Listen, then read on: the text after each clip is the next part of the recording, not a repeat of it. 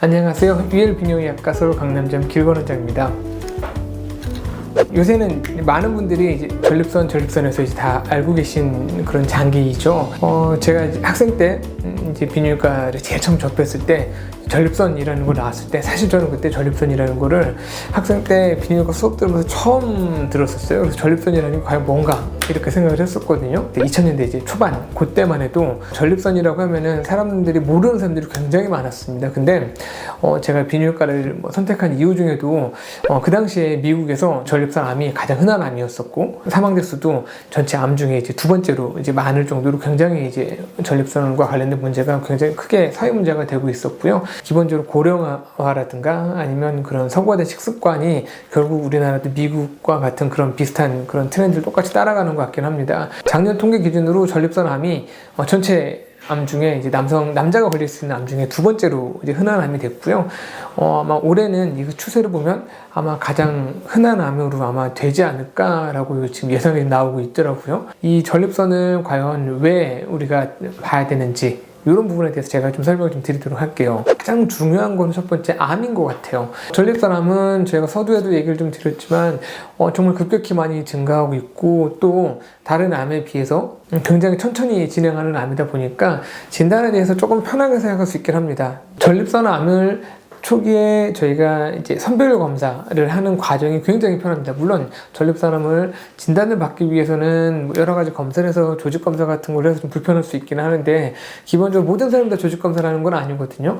기본적인 초음파는 어렵지 않고요. 피 검사 같은 것만 통해서도 내가 정말 정밀 검사를 해야 될지 말아야 될지를 명확하게 확인을 할 수 있으시니까요. 내가 드리는 사실 노력에 비해서 정말 그런 엄청난 그 위험을 확인하고 초기에 발견을 했을 때의 장점이 너무 크기 때문에 이 전립선에 대해서 검사하는 것에 대해서 중요성을 강조하는 거는 아무리 강조해도 사실 지나치지 않을 정도인 것 같아요. 초음파나 피검사만 하셔도 전립선암 초기 검진이 가능하시니까 꼭 이런 부분 같이 체크하시면서 한번 PSA 수치라든가 초음파 소견에 따라서 전립선에 대해서 좀 자세한 검사를 좀 볼지 말지를 판단하시는 게 굉장히 도움이 될 것 같습니다. 전립선 비대증이라고 하는 거는 다 잘 아시겠지만 소변이 내려가는 길을 전립선이 막아서 사실 생기는 문제거든요. 우리 몸의 소변이라고 하는 것은 사용하고 남은 그런 노폐물들을 결국은 이제 버리게 되는 건데 이런 버리는 것과 관련해서 가장 중요한 기능을 하는 게 신장 소변을 만들어서 내보내겠죠. 그리고 신장에서 만든 소변이 방광에서 저장이 돼서 이제 나가게 되는데 그 말단에 있는 전립선이 기능이 안 좋아서 소변을 잘 못 내보내게 되면은 신장의 기능이 떨어질 수가 있고요. 방광 기능이 떨어질 수가 있어요. 그러면 우리가 전립선을 치료해야 되는 이유는 환자분들이 병원에 오실 때는 사실 내가 화장실을 자주 가는 게 불편해 또는 그냥 밤에 깨는 게 불편해 이런 것 때문에 오시거든요. 근데 사실은 저희가 봤을 때는 그거보다 더 중요한 거는 방광의 기능을 보존을 해서 내가 나이가 들어서까지 소변을 원활하게 배출시킬 수 있도록 방광의 기능 유지를 해야 되고요. 또 신장이 결국은 노폐물을 계속 잘 만들어서 내보내야 되거든요. 신장이 그 기능이 잘 되지 않으시면 투석을 해야 되는 상황까지 가거든요. 그래서 전립선으로 인해서 노폐물의 배출을 방해가 되는 상황을 피해야 되고 신장의 기능을 보호할 수도 있기 때문에 굉장히 중요할 것 같습니다. 암이나 비대증에 대해서 저희가 확인하기 위해서는 꼭 해야 될 검사들이 몇 가지가 있습니다. 저희가 먼저 소변 검사하고 혈액 검사를 제일 많이 보는 것 같아요. 이 전립선이 좀 안 좋게 되면 혈류가 나올 수도 있고요. 전립선이 소변의 흐름을 원활하지 않게 하기 때문에 염증 같은 것도 나올 수 있거든요. 그래서 이런 것들을 기본적으로 보는 게 좋을 것 같고요. 전립선이 결국 전립선 암을 저희가 확인하기 위한 이유이기 때문에 그런 PSA라고 하는 그런 암 수치 또 전립선이 혹시 신장 기능을 좀 나쁘게 하는 건 아닌지 해서 그런 신장 기능과 관련된 검사 기본적인 것들을 저희가 체크하게 됩니다. 전립선에 대해서 저희가 얘기를 할 때 대부분 이제 약을 먹는 경우들이 많은데 그럼 과연 어떤 약을 얼마나 먹을 것이냐 이런 거를 보기 위해서는 전립선의 크기라든가 모양이 굉장히 중요하거든요. 그래서 전립선에 대한 초음파를 보면서 전립선 크기와 모양 그리고 또 암이나 이런 것들이 있는지를 저희가 확인하게 됩니다. 그리고 또 전립선에 대해서 초음파를 볼 때 저희가 또 손으로 한번 전립선 촉진을 해서 혹시라도 암을 만져지는 혹시라도 의심이 되는 결절 같은 거 있는지를 확인하기 때문에 이런 검사들은 꼭 필요한 검사가 될 것 같습니다. 조금 전에 말씀드렸던 것들은 전립선에 대한 필수 검사들이고요. 그리고 전립선이 좀 진행이 좀 되시거나 전립선 증상이 좀 심하거나 좀 자세하게 보기를 원하시는 분들은 신장의 구조적인 변화라든가 요관의 구조적인 변화가 생길 수 있거든요. 그런 것들을 관찰하기 위해서 저희가 상부 요관에 대한 초음파라든가 있으니까 한번 CT 같은 걸 찍을 수 있고요. 결석 같은 것도 확인해 볼 수 있기 때문에 전립선과 관련된 증상이 심하신 분들은 상부 요관을 같이 한번 체크해 보시는 것도 굉장히 도움이 될 것 같아요. 저희가 환자분들에게 오셨을 때 전립선 증상 점수표라고 하는 걸 통해서 그 점수를 제가 좀 적는 게 있거든요. 본인이 한 7가지 항목에 대해서 체크를 하는 게 있는데 그 점수가 높으면 높을수록 이제 안 좋은 걸 의미를 해요. 그런데 저희가 초음파에 보면 심하지 않은데 환자분은 보면 증상이 굉장히 심하게 표시하는 분들이 있어요. 이런 경우는 초음파에서가 이 전립선에 대해서 간접적으로 모양을 확인하고 크기를 확인하지만 중요한 거는 그 안에 구멍이 어떻게 뚫려 있으면서 그쪽을 통해서 소변이 원활하게 나올 수 있는지가 이제 중요한 거거든요. 그렇기 때문에 조금 증상과 실제로 초음파 소견과 맞지 않는 경우일 때는 저희가 내시경을 통해서 그 안을 직접 들여다보고 정말 약을 먹을지 아니면 시술이냐 수술 같은 걸 할지 저희가 보게 되는 것 같으니까 증상이 심하시거나 전립선에 대해서 약을 오래 먹었는데도 잘 조절이 안 되시는 분들은 꼭 내시경 같은 걸 통해 가지고 한번 안에 대해서 정밀하게 보시는 것도 굉장히 도움이 될 것 같습니다. PSA라고 하는 거는 그 전립선 특이학원에 대한 검사입니다. 어떤 특정 단백질을 얘기를 하는 건데 그 전립선에서만 만들어지는 단백질이거든요. 그래서 이런 것들이 오를 수 있는 상황이 있습니다. 전립선 비대증일 때 PSA가 오를 수가 있고요. 그리고 하나는 전립선 염증일 때 오를 수가 있고 또 나머지 하나는 전립선 암 때문에 오를 수가 있는데 저희가 PSA로 검사를 하는 거는 전립선 암에 대한 검사입니다. 그래서 전립선에 대해서 PSA 암 검사를 한다라고 저희가 보통 표현을 하고 내 몸에 있는 모든 암이 나오느냐 이제 그렇게 하시는 경우가 있는데 이거는 이제 전립선에 대해서만 나오는 거기 때문에 전립선 암에 대해서만 하시는 검사고 올리게 되면 암의 가능성이 있는 거고 암의 가능성이 높으냐 낮으냐에 따라서 이제 조직 검사라든가 뭐 MRI 같은 거 찍을 수가 있고요. 암의 가능성이 높지 않다. 그러면 보통 추가적인 검사를 하지는 않습니다. 그래서 검진이나 이런 데에서 PSA가 높게 나오시거나 하게 됐을 때 전문 의료기관에 내원하셔가지고 암 때문에 올라갔는지 아니면 염증이나 다른 비대증 때문에 올라갔는지에 대해서는 꼭 확인이 필요할 것 같습니다. PSA 검사가 이제 초음파, 내시경 검사 등 다른 검사와 어떤 점이 다르고 좀 장점이 있을까요? 초음파에서도 또는 내시경에서도 전립선 암이든 아니면 비뇨 생식기계의 암을 확인할 수는 있습니다. 그런데 요새는 초음파라고 되면 보통 항문으로 들어간 초음파를 하게 되거든요. 그래서 항문으로 이제 무언가 기구가 들어가야 되니까 좀 거북할 수도 있고요. 또 내시경이라고 하는 게 생식기를 통해서 요도하고 전립선 방광 쪽을 확인하는 거다 보니까 아무래도 위나 대장 내시경처럼 좀 거북함이 좀 있으실 수 있습니다. 그 PSA라는 걸 통해서 이제 피검사를 통해서 이제 혈액을 조금만 있으면 되니까 되게 간단한 검사긴 하죠. 혈액을 통해서 전립선 암의 가능성에 대해서 좀 확인할 수가 있는 게 매우 장점이죠. 혈액을 통해서만 하니까. 그런데 이게 또 이 피검사에서 암을 확인할 수 있는 부분이 또 있고 또 초음파에서 암을 확인할 수 있는 부분이 있기 때문에 이 PSA 검사 하나만을 가지고 전립선에 대해서 전부 다 확인할 수 있는 건 아닙니다. 그래서 내가 이제 의심이 되는 게 있을 때는 이제 PSA 검사를 통해서 일정 부분을 확인하고 또 나머지 초음파라든가 MRI라든가 내시경 이런 걸 통해서 나머지 일정 부분을 확인해서 우리가 이제 좀 나쁜 것들을 최소한 놓치지 않기 위해서 최대한 정밀하게 검사를 할 수 있는 그런 중요한 방법 중에 하나가 PSA라고 할 수 있습니다. 건강한 PSA 수치는 어느 정도인가요? 모든 남자들은 PSA 수치가 안 나오진 않습니다. 다 나오게 되는데 젊은 사람들의 경우는 대부분이 1 미만 0. 얼마가 이렇게 나와요. 0. 얼마 이렇게 나오시게 되십니다.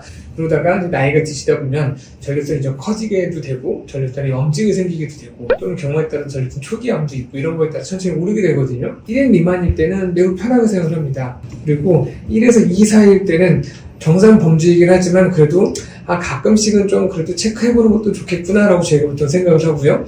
2를 넘어가면서부터는 이제 본격적으로 저희가 이제 관심을 갖기 시작을 합니다. 병원마다 좀 차이가 있는데 2.5가 넘어서부터 정밀검진을 하는 병원도 있습니다. 근데 보통의 병원에서는 2.5보다는 4 정도를 많이 기준으로 생각하고 있는 것 같아요.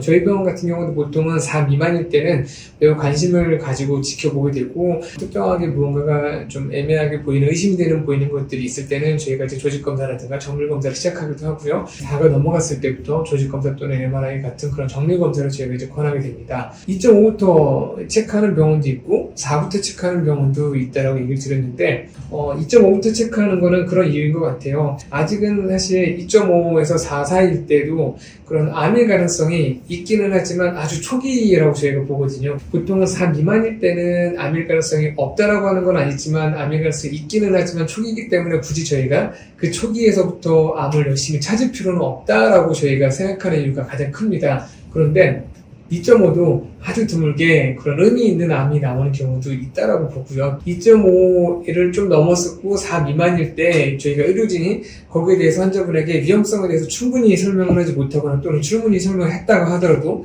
그 위험성을 좀 낮게 이해하시는 분들이 있거든요. 2.5부터 4까지는 사실 매우 관심 있게 병원에 오셔서 주기적으로 꼭 체크를 하시면서 내가 정말 정밀검사를 언제쯤 할지 계속 평가를 받아야 됩니다. 그런데 환자분에 따라서는 괜찮다는 얘기 그 결론만 듣고서 아예 병원 안 오십니다. 그러다 보면 2.5에서 4, 5, 6 넘어갈 때까지 계속 놓쳐가지고 암을 조기 진단을 하는 걸 놓치는 경우들도 있을 수 있어요. 그래서 2.5부터 조직검사라든가 지금 정밀검사를 하시는 병원들의 경우는 방심을 하는 그 상황이 오히려 더 나쁜 상황을 만들 수 있기 때문에 좀 더 적극적으로 검사를 하시는 이유도 되긴 합니다.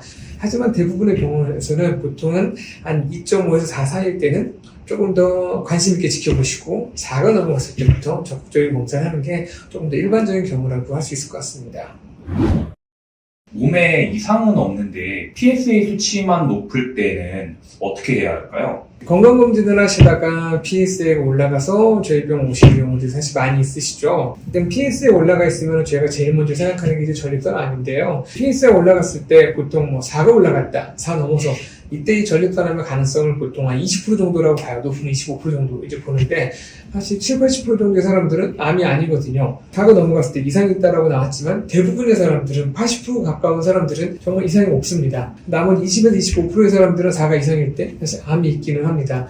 그 PSA 검사를 하는 이유도 가장 큰 게 내가 암이 진행된 암을 찾으려고 하는 목적이 아니고요. 진행되기 전에 찾으려고 합니다. 그래서 저희가 환자분에게 보통 4에서 10 사이에 있으실 때는 이상이 없다 하더라도 일단은 검사를 다 하세요라고 1차적으로는 권합니다. 대부분은 정말 정상이시고 한 20%의 사람들은 암이 있고 하지만 암이 있다 하더라도 내가 정상적으로 느끼지만은 아주 작은 암이 자라고 있는 상태 그렇게 이해하시면 될 것 같습니다. 그래서 내가 건강하게 느끼고 있는데 PSA만 올라가 있다. 아니 초기인 가능성도 있기 때문에 꼭 내가 괜찮다고 해서 정상이라고 해서 그걸 방심하면 안 될 것 같습니다. 전립선 질환이 있는 건 아닌데 PSA 수치를 낮추기 위해서 전립선 수술을 해도 괜찮은 건가요? 상당수 환자분들은 내가 암이 아닌 것을 확인을 했지만 그 PSA가 올라가 있는 상황에 대해서 상당히 불편하게 생각하십니다. 물론 PSA를 낮출 수 있는 약도 있기는 해요. 저희가 전립선 크기를 줄여주는 약이긴 하는데 사실 근데 이 약은 저희가 PSA를 낮추는 목적으로 사용하지는 않습니다. 왜냐면 이것을 먹음으로 인해서 전립선이 작아지고 남성 호르몬을 억제하는 물론 여러 가지 효과가 있기는 하는데 이 수치로 인해서 낮아지게 되면 저희가 진짜 전립선이 위험성이 떨어졌다라고 보지는 않고요. 이 PSA 수치를 곱하기 2에서 생각을 하게 됩니다. 그렇기 때문에 이 약을 먹어서 절반으로 낮아졌다 하더라도 결국은 또 저희가 2배로 생각하기 때문에 전혀 낮아진 게 아닙니다. 그래서 이 수치를 낮추기 위해서 그런 약을 먹는 건 전혀 도움이 되지는 않습니다. 하지만 이 PSA가 높았을 때 그런 전립선을 낮추는 게 의미가 있는 상황들이 있습니다. 예를 들자면 이 PSA가 올라가 있는 상황 중에 더 많은 확률은 염증이거나 비대증 때문에 그러거든요. 그러면 염증을 치료하거나 비대증을 치료하면은 전립선 PSA 수치가 떨어질 수 있습니다. 다시 얘기하면 내가 전립선암이 아니다. 염증이거나 비대증이거든요. 그런 경우에 염증이나 비대증을 치료하면 PSA 수치는 많이 떨어집니다. 그럼 거의 정상 수치까지 떨어질 수 있습니다. 그래서 염증 때문에 올라가 있는 경우는 저희가 항생제를 써서 치료를 하고 비대증 때문에 올라가 있는 경우일 때는 그런 비대증을 수술을 해서 치료를 하게 되면은 그 PSA 수치는 거의 정상에 가깝게 떨어지게 되십니다. 그러면 그 낮은 수치를 그대로 받아들여도 되긴 하십니다. 전립선 수술을 하는 가장 많은 이유가 아마도 전립선 비대증 수술이지 않을까 싶은데요. 전립선 비대증 수술을 하면 PSA 수치가 낮아지는지. 비대증이 있는 사람들의 경우에 이 비대증이 치료가 되니까 이 PSA 수치가 이제 떨어질 수 있다라고 얘기를 하죠. 가끔 그렇게 얘기하시는 분들이 있어요. 나는 PSA 수치가 높다. 기분이 나쁘다. 이거 수술해서 떨어뜨릴 수 있느냐? 내가 수치를 떨어뜨리기 위해서 수술하고 싶다. 물론 이제 수술을 하면은 일부 PSA 수치가 떨어질 수 있는 거긴 하지만 사실 비대증에 대한 수술은 전립선 비대증을 치료하는 목적으로 수술을 하는 거지 PSA를 떨어뜨릴 목적으로 수술을 하는 거는 아닙니다. 수치를 떨어뜨리기 위해서 수술하는 거는 적절하진 않지만 비대증이 있으면서 수치가 올라가 있는 사람들의 경우는 그 비대증을 수술을 해서 치료를 하게 되면은 수치가 떨어질 수가 있고 다시 얘기하자면 그 PSA 수치를 떨어뜨려주기 위해서 수술을 하는 건 아니지만 비대증을 치료를 하고 났더니 PSA가 수치가 떨어지는 그런 부수적 효과는 얻을 수 있습니다. PSA가 올라가 있는 그런 부분에 대해서 정말 많이 스트레스를 받아 하신 분들이 있어요. 예, 이제 이런 분들의 경우에 비대증이 전혀 없는 사람들은 배제하고 좀 중등도 정도의 비대증이 있다. 이런 경우일 때에 그 치료를 하게 되면 어느 정도 비대증도 좋아지고 내 이제 심리적인 안정감도 사실 가져올 수 있는 건 분명히 맞긴 한 것 같아요. 그런데 그 전립선 수술이라고 하는 게 좀 합병증이 없고 참 좋은 것만 있는 거는 아니에요. 저희가 제일 많이 하는 그런 이제 홀레비라고 하는 레이저 치료 같은 경우에 정말 효과라는 측면에서는 사실 매우 너무 좋습니다. 회복도 너무 좋고 요새 저희가 생각하기에 가장 그런 궁극의 치료라고도 생각해도 될 만큼 너무 효과는 좋습니다. 그런데 이 수술이 단점이 한 가지가 있어요. 이게 수술을 하게 되면 발기는 상관없지만 정액이 나오지 않는 역행성 사정이라는 게 생기게 되거든요. 젊은 사람들의 경우에 내가 아주 심하지 않은 비대증을 수술을 해서 풍기능에 문제가 생기면 그것도 사실 또 좋은 건 아니거든요. 그런데 최근에는 역행성 사정을 덜 생기게 할 수 있는 그런 아쿠아블레이전이라고 하는 그런 워터제 로봇 수술이 나왔습니다. 홀랩 수술과 같은 그런 좋은 치료 효과를 볼 수 있는 장점을 가지고 있으면서 역행성 사정을 방지할 수가 있습니다. 그런 성생활과 관련된 부작용은 내가 좀 감당할 자신이 없으신 분들의 경우에 효과도 좋을 수 있고 부작용도 없을 수 있고 그리고 PSA가 좀 낮아짐으로 인해서 그 부분에 대해서 내가 좀 더 편하게 생각할 수도 있고 그런 치료도 있기 때문에 과거에 비해서 내가 좀 그런 전립선 문제가 생겼을 때 정말 본인이 원하시는 거에 따라서 요새는 많은 해결책들이 있으십니다. 과연 내가 원하는 것이 무엇이며 이런 것들을 해결하기 위한 과연 치료가 무엇이 있을지에 대해서 의료진들과 충분히 상의하면은 요새는 좋은 해답을 얻을 수 있을 것 같습니다.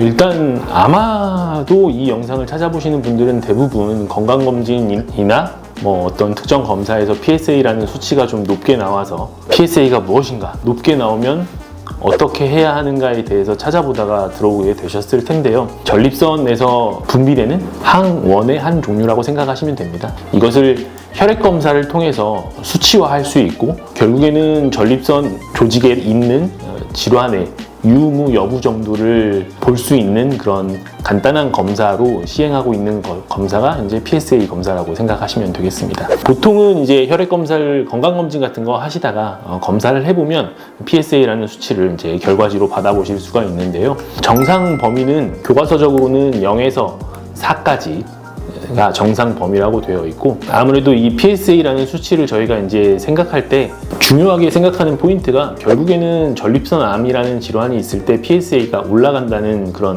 팩트이기 때문에 전립선 암을 담당하는 수많은 교수님들께서 한 3 정도를 기준으로 생각하시는 것 같아요. 3 정도가 넘어가면 이 환자는 혹시 전립선 암이 있지 않은지 한 번 정도는 정밀 검사를 해볼 필요가 있다. 이런 기준점으로 잡고 있습니다. 물론 이제 이 PSA라는 수치가 무조건 전립선 암과 연관이 있는 것은 아닙니다. 이게 전립선에서 나오는 것 뿐이지 전립선 질환과 관계 있다라고 생각하셔야 되고 전립선 비대증이라든지 염증이라든지 암이라든지 이런 전립선과 관련된 질환에서는 PSA 수치가 오를 수 있다고 생각하시면 됩니다. 많은 환자분들이 건강검진을 하시면서 전립선 수치가 높게 나왔을 때 걱정을 하시면서 병원에 많이 오세요. PSA 수치가 높으면 전립선 암이냐? 내가 혹시 전립선 암이 있겠냐 하고 질문을 하시는데 그것만 가지고는 정확하게 확인할 수 없고 전립선 초음파 검사라든지 직장 수지 검사 혹은 요즘에는 이제 전립선 MRI라든지 이런 검사들을 추가적으로 진행하여서 전립선 암이 있을 확률이 있을지 아니면 이게 좀 지켜봐도 될 것인지 이런 것들을 이제 관찰하게 됩니다. 보통은 이제 권장하기를 부모님이나 할아버지나 전립선 암에 가족력이 있으면 40세부터 가족력이 없으면 50세부터 PSA 수치를 측정하라고 1년에 한 번 정도 측정하라고 되어 있는데요. 그 측정을 꾸준히 해와서 누적된 데이터가 있는 경우에는 수치가 올랐는지 떨어졌는지 아니면 원래부터 좀 높은 상태에서 유지됐는지 이런 변화량을 체크할 수 있기 때문에 꾸준히 체크하는 게 중요하다고 생각하시면 되겠습니다. 보통 우연치 않게 높은 PSA 결과를 받아보시고 병원에 오셔서 내가 조직검사를 지금 꼭 해야 되냐 오늘 바로 조직검사를 할 수 있냐 이런 질문들을 많이 하시는데 경우에 따라서는 꼭 해야 하는 환자가 있고 경우에 따라서는 당일날 바로 하기도 합니다. 우리가 결국에는 PSA 수치가 높았을 때 가장 걱정할 수밖에 없는 질환은 전립선 암이고 이 환자가 전립선 암을 가질 수 있는 이런 리스크가 있어 보인다고 하면 조금 더 적극적으로 검사를 권하고 있고 그렇지 않다고 하면 경우에 따라서는 염증을 시사하는 소견이 있다거나 하면 염증에 대한 치료를 해보고 혈액검사만 다시 재검을 하기도 하고 합니다. 그래서 PSA 수치가 높다고 해서 모든 환자가 무조건적으로 전립선 조직 검사를 해야 하냐면 그것은 꼭 맞는 말은 아니고 환자에 따라서 상태에 따라서 다를 수 있다고 생각하시면 되겠습니다. 제 환자 중에서는 이제 PSA 수치가 높게 나와서 오셔서 조직 검사를 하게 되신 분들이 있는데 조직 검사 결과에서는 이제 단순한 염증 소견만 보이고 전립선암은 없다고 결과를 받으시는 분들이 있습니다. 이 환자분들께서 그럼 나는 전립선암이 안 나왔으니까 괜찮은 거냐? 라고 질문을 하시는데 이 조직 검사에도 약간의 한계점이 존재는 하기 때문에 정상적인 소견이 나왔다고 하더라도 그 이후로도 이 PSA 수치의 변화량은 꾸준히 측정하는 게 좋고 이 변화량에 따라서 그때그때 상황에 맞춰 대응하면서 검사를 해 나가는 것이 중요합니다. PSA 수치가 높다면 일단 병원에 내원하셔서 전문적인 상담을 받아보시고 또 PSA 수치와 함께 이런 환자분의 상태를 평가할 수 있는 다른 지표의 검사들도 해보고 우리가 필요한 검사들을 조직 검사나 다른 검사들을 해야 될지 말아야 될지 이런 것들은 전문가와 상담을 하신다면 큰 고민 없이 해결될 문제라고 생각을 합니다.